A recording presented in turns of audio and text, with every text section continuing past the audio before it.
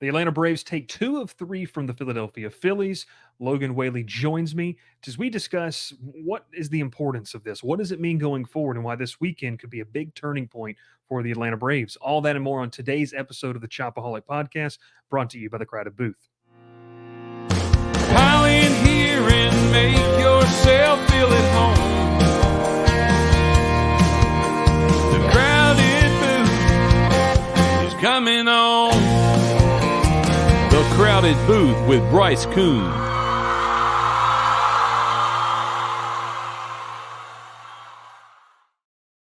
Welcome in and welcome in. My name is Bryce Good alongside Logan Whaley. This is the Chopaholic Podcast on the Crowded Booth. We'll call it the sports network, the media network that we're trying to continue to launch here. But Logan, it's been a minute. We're going to get these more consistently, especially now since you've kind of gotten moved in a little bit.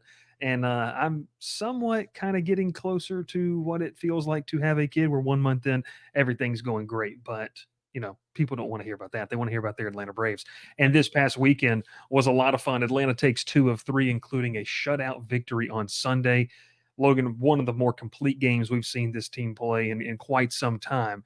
Your thoughts, kind of that immediate reaction. We'll get into what it means, but just from this weekend, when you look at, this team, I'll kick it off and then throw it to you. Kind of feels like this is the group that we thought we were going to see, and kind of sparks that hope and faith again. And hey, this team's really still really solid, even with so many injuries and so many kind of issues that they do have. Yeah, and I think the past couple months, I feel like we've been kind of looking for any sort of hope, any sign of life in the offense. And to see, obviously, the start of this series didn't go exactly the way that you would hope it would have gone, but the final couple games of this series were about as complete of a performance as you could imagine. Again, still some things that offensively, still some guys that you want to see get going at some point. But at the same time, I think you look at just beating a team like the Phillies. And again, the Phillies are good. Like, let's not, this isn't the Phillies that are in second place anymore. This is the Phillies who are very, very solid, obviously, with their record. But I think that this was a very, very needed series for the Braves. And I'm curious to see how they build on this, especially from a confidence standpoint, knowing that, hey, we're still pretty good even with the injuries. Yeah. Yeah, you and I were texting about this last night. If you're watching this, it's on Sunday night. And you're listening, obviously, too, we're getting this out on Sunday night. A brand new podcast feed that you need to check out on all those different platforms. But Logan, you kind of touched on it there, the confidence booster. And I believe it was on, which I loathe the Apple TV broadcasts at times, just the commentary. But Ryan Spielborgs was the color analyst, and he talked about, just the confidence this team has, and what this weekend could do for them. Obviously, they, dropped the first game, they win the next 2. But even going into Saturday's game, and you and I were texting after last night, like the overreaction, like I get it. Like it's not been good at times. This is still a really, really good team. And you texted me, what did people expect to happen when you lost the 3 best players by WAR on your team? Like you thought you lost that. Like any team, even with the depth that Atlanta has, was going to suffer. And that's why it's a 162 game season. It's why it's a long haul. But I do agree with you. I'm excited to see what they can do going forward, because when you dive into this series, we came out, obviously, they just announced Chris Sale, Ronaldo Lopez, are going to the All-Star game. Ronaldo Lopez coming into this start today, it was only his second start where he was on 4 days of rest or less. He had not been good in the previous one that he had done, and today he was lights out. It's kind of funny. He can't qualify. He's going to be the ERA leader today, the ERA leader tomorrow. On Tuesday, he will no longer be the ERA leader due to the amount of games that the Braves have to play, or that in order for him to stay up there. But the pitching staff, it feels solid, and I really like the work that Chris Sale has done. They did that interview with him, on the Fox broadcast, and he just seems like he's having fun too, which I think is so important. And you mentioned at the beginning of the season, every season he's been healthy, he's been one of the best pitchers in baseball. So kudos to you. For the non-Braves fans, Tariq Skubal is also very good, 13-plus punchies today. Logan was in on that in the preseason. But just kind of your thoughts on this pitching staff and the confidence that they built by throwing to, it's a lineup that doesn't have big pieces necessarily, but that's still a 1 through 9, a really deep lineup that Philly has. Right. And again, I think this is where you start to see a little bit of the concern. And I do think it's before I get into this point, it's so crazy for me to think about how Chris Sale, Ronaldo Lopez, they were the two wild cards in this starting rotation at the beginning of the season. And now you're kind of punching the air thinking about what this rotation could have looked like with the healthy Spencer Strider in it. And and again, it just goes back to, man, the signings that Anthopoulos had over the offseason were amazing. And you wonder what this team could have looked like fully healthy. It's a Yeah. scary thought. I mean, really, because I mean, these are two guys that, I mean, if you would have told Braves fans at the beginning of the season that, hey, Chris Sale, Ronaldo Lopez, they're going to be all stars, I think that would have given everybody just so much excitement about the season. And then you also tell them, hey, by the way, the bottom three of your lineup will also be Adam Duvall, Forrest White, Eli, or Forrest Wall, Eli White, et cetera, et cetera. This season has just been so weird. But I also think that the three All Stars have been probably were three of the bigger question marks entering the season, and they've overperformed, I feel like. But the concern now for me is workload, because Ronaldo Lopez has not had this big of a workload as a starter. You're seeing it with this former team, the Chicago White Sox. Garrett Crochet is getting less of a workload as the season goes on because he's not used to having that workload. So that's my question now: is do they keep using Lopez like this and just say, you know what, we're going to ride him till the wheels fall off, or are they going to be more smart with how they manage it? And my opinion, I don't know if the Braves have the luxury of being able to manage that workload for Yeah. for them being a contending team, because they really do need Lopez. They need Lopez. They need Chris Sale. Chris Sale, look, he's shown that he can handle that workload, but obviously he hasn't been healthy in a while. So you kind of wonder about how long can Chris Sale keep this up too. So that's where that's my concerns about this rotation, and that's why I truly do believe that Anthopoulos needs to go get a veteran starter at this deadline, because yes, the rotation is doing well right now, but how will they look in September, October, et cetera, et cetera? If you add that starter, to me that takes a lot of pressure off of those two, and I feel like you have more flexibility to be able to kind of lighten the workload on both of those guys, because you need them. You need both of Yeah. them in October. And to your point, it was kind of rumored whatever team, and this is something that I believe one of the big baseball writers kind of tweeted out or talked about. It's kind of believed that whatever team Crochet is going to be picked up by, several front office members are going to say, "Hey, we're going to stick him in the bullpen." When we get him, so that he can be fresh for a postseason run. But and I, in a perfect world, I think Atlanta wouldn't be against that. Like the month of August, Ronaldo Lopez, you're going to kind of be a spot start guy, and we're going to or Logan, you have the ability to go to a 6-man rotation where you Yeah. can give him the extra day of health. He's become such a necessity in this rotation now that there has to be a conversation of where, like, we need you to constantly let us know how you're feeling. Like, we need to monitor that very closely. I agree with you there. But go ahead. Well, and Ian Anderson too is a name to watch, because Yeah. he's been performing well in his rehab starts, and it hasn't. I mean, before the injury had not been going well for him, but I'm curious to see what all of that time off has done for him, as well as just how his rehab is going. So that's a name that I feel like will get at least a look this season, because I mean, Anthopoulos has been the guy to, you know, pretty much throw all of the internal options out there before he Yeah. looks external, which is good. But at the same time, I think that's where the impatience of the Braves fans also of a portion of the Braves fans also comes into play too, because I think everyone wants to see more depth on this team, especially as this team kind of reloads and looks ahead to a second half run. Which again, I know that the Phillies have a lead right now, and honestly, I would put the odds pretty low for the Braves making that comeback. But at the same time, I think just the past couple of years has shown you just need to make the playoffs. I mean, Yeah. that's the biggest thing right now, because I really don't think there's an advantage for teams winning their division. I really don't. I think Yeah. the Braves have shown that the past couple of years with the Phillies matchups, and I mean, you look at the past few World Series champions too. So I think the focus right now doesn't necessarily need to be the NL East. It just needs to be, can we survive until October, and can this team be at their best come October. Yeah, I mean, that's fair. I mean, look, you had it all go right for you last year where you kind of coasted in, and so that didn't work. Just keep playing, this not sense of desperation, but this kind of, for lack of better words, balls to the wall baseball that you got to play, from game one to 162. Maybe that formula works. So we'll kind of see how that goes. But you mentioned, this offense, and you talked a little bit about, trying to turn a corner. And several guys, Ozzy Albies has been very, very good over the past, couple of games and over the past week or two. Matt Olson, obviously, saw some signs from him. Austin Riley trying to get going. Marcell Ozuna, he's been an integral part of this lineup. But Logan, one of the biggest changes it feels like to not just the on-field performance, but just kind of to the little bit of the swagger of this lineup. And a lot of Braves fans love him because of how much he hustles and how he plays the game. Let's talk a little bit about Jared Kelenic because that's put that he leads the Braves offense.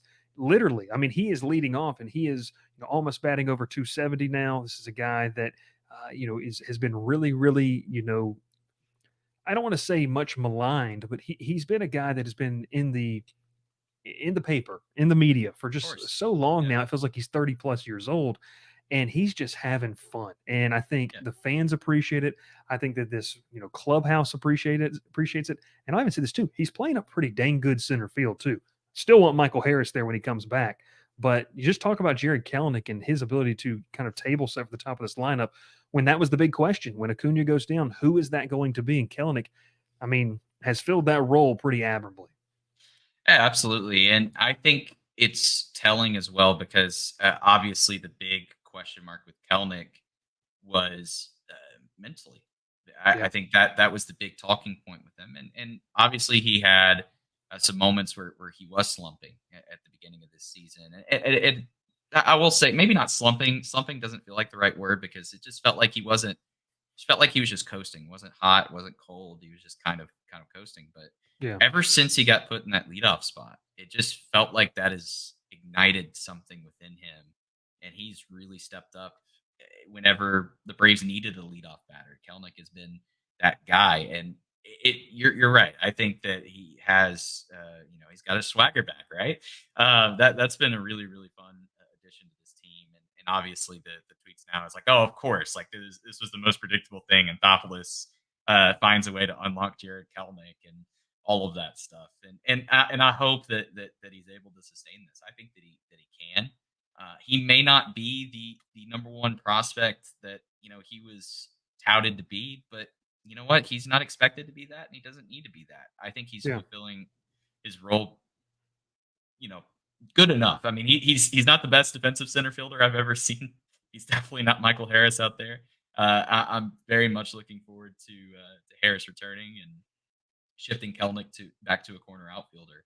But I do like what Jared Kelnick brings to this offense. I don't think there's a lot of pressure with it, and I don't know. He's still only 24, going to be 25 pretty soon. I think his birthday is in a couple weeks, but this is a young guy that still has a lot of life underneath him when it comes to the game of baseball. So I'm curious to see what the next few weeks will hold for him. Yeah, two things to your point right there. You mentioned I did talk about how he plays good defense. You said you'd like to see Harris back. Obviously, that play in New York was one of the crazier, twisting and turning. That was notwithstanding. But hey, he's got speed that makes up for those type of decision making Yes. sometimes too, which helps. And I'll even add this too. You said he's 24, 25. He's performed well. If he keeps this up throughout the year, I believe he's double digit home runs right now. Let's say he gets close to 20, maybe like 16, 17 total or something like that.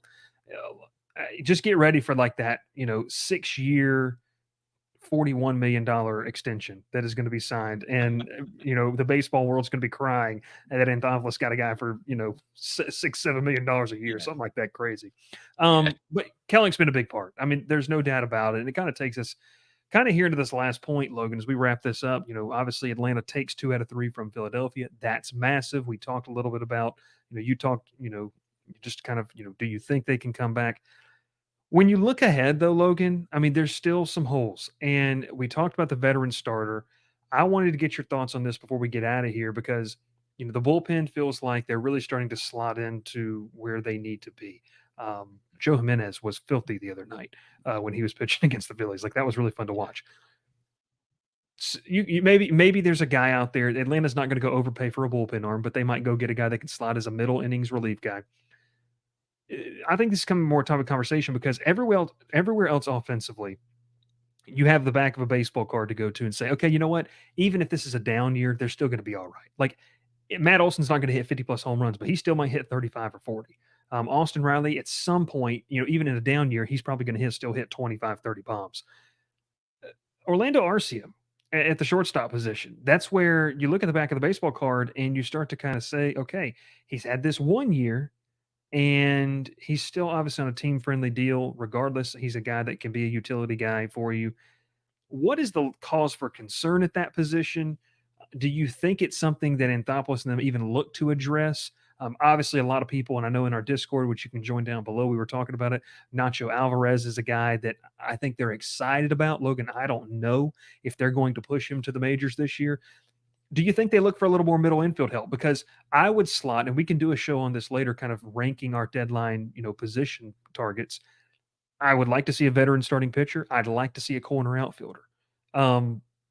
Does shortstop take a priority over any of those guys? Do you think that they look at that? Your thoughts? Well, my thing is, if Alvarez does force Anthopoulos' hand, Mm-hmm. I think Arcia is a fine backup shortstop. Like Oh, and he's still in team friendly deal to where it's not Yeah. you're overpaying for a backup. Right. So if Nacho gets called up and plays well, then yes, but that is one of those scenarios where you're thinking it's a best case scenario, and that's no guarantee. It wouldn't hurt because the Braves have been trying kind of behind the scenes. I mean, this hasn't been talked about a whole lot, but I mean, Anthopoulos tried to bring in. I mean, gosh, the David Fletcher deal. I mean, he's now trying to be a knuckleball pitcher. He's been pretty good at it too, by the way. Right? Like, if how funny would it be if David Fletcher finds his way to the Braves bullpen somehow, some way to the end of the season? Like, Anthopoulos will look like the biggest genius ever, not knowing this was anywhere in the realm of possibility for David Fletcher. But middle infield, that has been a position that he has been trying to lock down because let's be honest, there hasn't really been a whole lot behind Albies and behind Arcia. There hasn't. Yeah. There just hasn't. And the lack of off days for both of those guys too. That's something that maybe plays a role. So yeah, I wouldn't mind seeing a veteran addition of some sort. The question is exactly who, because I think that's a tough position to try to find. Like, you're not going to find 2016 Ben Zobrist just out there easily accessible. But well, let me ask you this though: could you go find? And I'm going to blank on the year. Could you go find a Danny Hechavarria, like that type of guy? I think you could. That'd be good. That'd be good. Like when they brought Hechavarria in for a short period of time to spell Swanson, I think you could find that type of guy, a veteran understands they could, play in some bigger moments. But maybe, I don't know. Yeah, well, Hechavarria too. He was, I mean, he was kind of. I wouldn't say he was as hyped as Kelnick was, but he was a guy that had been extremely underperforming. Obviously, had that interview where, very true. Praise God, I'm not on the Mets anymore. But that. You just don't find that very often, and that's where I think Anthopoulos. I mean, if anyone could find it, it would be Anthopoulos. But you have to really rely on things going right. So I don't know. That's something I'll have to think about because I'm curious exactly how many of those guys are out there. I mean, I don't know why, because I guess because I've been thinking, on the Angels side of things with Taylor Ward being a trade target. I love Taylor Ward. I think he's, and how much of this is me, being good with Taylor Ward on MLB The Show? No comment on that. But I do love Taylor Ward. Yeah. I think Zach Neto, the shortstop for the Angels, I think that if you could find a way to get those two together, I think that would be an interesting thing. Neto's I'm going to add one. I'm going to add one with the Angels. Luis Rengifo. You could also bring Himo, switch hitter guy, plays both second and short. Could be an option there too, young guy. But I do agree with you. I like Taylor Ward. That would be. What about where's Luis Guillorme nowadays? He's with the Angels. He's with the Angels too. That's what I thought. Yeah, a short stint. Yeah, I believe. Yeah, he's with the Angels. So See, Neto, I don't think Neto would be easily. I don't think you could easily get him, but he's another young guy who kind of fits an Anthopoulos type mold. You know what I mean? Well, He if Barry hasn't. Maniason wants to help out his old team on his way out, then he might. Of course, yeah. But no, I agree with you. I think when you look at that position, I think just to kind of sum it up, Logan, you're not going to value shortstop, and whether fans like it or not, in my opinion, over a corner outfielder or a starting pitcher, because this isn't a video game, so you don't need everyone to be a 99 overall. Arcia can still play good defense. He's got a really good arm. And I think, in our next episode, we should get into some of the potential options and previewing those. But just kind of, I don't think it takes precedent over starting pitcher, like you mentioned earlier, or the outfield position, because even when Harris comes back, you're going to have Michael Harris there. What is he going? It's a grade 2, I believe, hamstring strain. Like, you can't Yeah. just expect him to go out there and be full bore. You'll move Kellenic back to left. Duvall has picked it up at times, but he's just not an everyday player at this point. So you really do need a guy that can go play the corner outfield position. And I know the Eddie Rosario folks are out there, and I love Eddie, but Eddie will always don't know hold a special place for both of us, Logan. But if we get to post trade deadline and he is the backup corner outfielder, it to me will be a failed deadline. But I mean, Anthopoulos can get the best out of anyone, but at the same time, you really really hope that there's another option out there, because I do not want to see Adam Duvall at bats in October unless yeah, it's against a lefty. I just don't want to see it. of course, today as we're recording this, Joker went 3 for 3 with a home run and a double. Of Was a course, triple, yeah, shot cycle. yeah. But that's the thing about Duvall. He's going to put that together, and then he's going to be one for his next 27. I mean, that's just With and 15 strikeouts. yeah, and just flailing at pitches. And that's not like that's just kind of what he is at this point. That's fine. But he's also a guy that you could probably put in a pinch hit spot, against a left-handed pitcher late in the game in, game 4 of the NLCS or game 4 of the NLDS, and he comes up with that clutch hit. That's the value that you have in Duvall in that moment. But I'm with you. Last kind of get out of here. You concerned with Sean Murphy at all? No, I mean he Gotta get had, healthy. yeah, he's just got to get healthy. He had that long period off. I'm being patient with him just because he's shown what he can do with the bat in the past. He's never been a prolific, like, top tier offensive catcher. I mean, defense was the big thing with him, but I mean he's not this bad offensively. He's not Yeah, going to be this bad offensively the rest of the year. I yeah. don't think so. I'm with you. I'm with you. I like it. I like it. I like it. Hey, that's Atlanta Braves baseball. But the big news, man, they took 2 out of 3 from the Phillies, and that's what you got to like. That is a step in the right direction, no matter how negative some people want to be about the Braves. But I'm excited. I'm excited to kind of see. Obviously, they're going to get into the All Star break, and you go back to that 2021 season. I believe the Jock Peterson trade was made around this time of the year, within the next week. That was one of the early trades. And then they kind of got into that. Now, should everyone expect to catch lightning in a bottle like that? No, that's what's going to make that season so special forever. But this team is still good. They're 10 games above 500.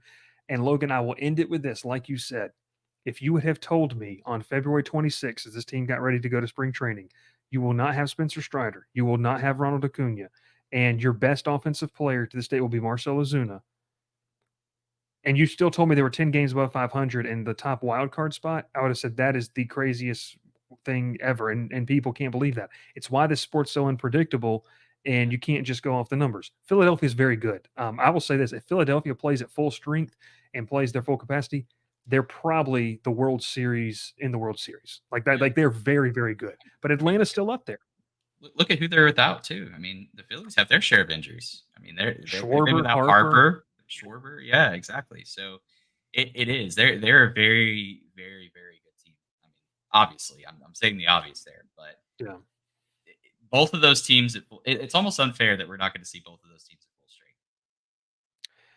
Well, they're going to play like 75 times between August and September, so that's when everybody can catch those games. Which, look, this is Atlanta's plan. We'll end it here. You stay within striking distance. Like, if you could get it down to about a 6-game lead heading into the All-Star break, and the amount of times that you're going to play Philadelphia in August and September. I mean, Brian Snicker has said this as much, and people get frustrated with it, Logan. But it's like, what is he supposed to say? Hey, look, like, it can happen. Like, I don't know what people. I don't want to get on a whole diatribe here, but I don't know what people expect these guys to say in press conferences. You and I've sat in press conferences when teams have lost and gotten embarrassed pretty badly. Shout out Arkansas State, Oklahoma last season. I'm sorry, had to throw shade at that. I don't want to throw shade at that, but Thanks. you know what I mean? It's like, what do Thanks. people expect them to say? Like, what do people expect them to say? So I don't We know. suck. Yeah, we're We're terrible. awful. Everything's awful. The sky's falling. If the Yeah. sky was actually falling with this team, folks, I mean, we're not too far removed from Adolis Garcia being our third baseman. And yeah, Hey, it's Adonis. Adonis, not Adolis. Adolis, I would love to have. It would be Not awesome. at third base, but yes. We're not far from having Brandon Phillips as our second baseman. Okay. Hey, bring back Juan Francisco now. Juan Francisco, Chris Johnson. Chris Johnson's greatest year of his career. That one season. Nuts. Is Orlando nuts. Arcia the Chris Johnson? That is a. Is this the title of this episode? That's the title of the episode. That's a whole detailed article with gifs and everything. I mean, that's what you got to roll with. Is Orlando Arcia just or just Chris Johnson 10 years later? That could be. It could be. Hey, he's Logan Whaley. My name is Bryce Koon. A couple housekeeping before we get out of here. Brand new podcast feed. Now, you can still find this on the Crowded Booth YouTube channel. You got that playlist down there, the Chopaholic, that you can catch all that content with. But we're creating an independent podcast feed, so you can go subscribe to that on Apple Podcasts and Spotify, anywhere else you find that, just so you can have all your Braves content tailored straight towards you as well. But hey, we appreciate it. Make sure you like the video. Make sure you subscribe. Get your comments in. And I promise, folks, we're going to be more consistent with this. We're going to do better. We had a lot of stuff going on, but that's okay. Not a better time than July as we get ready for a pennant race. It'll be a lot of fun. He's Logan Whaley. My name is Bryce Koon. Thanks so much for tuning in, and we will catch you next time here on the Chopaholic Podcast.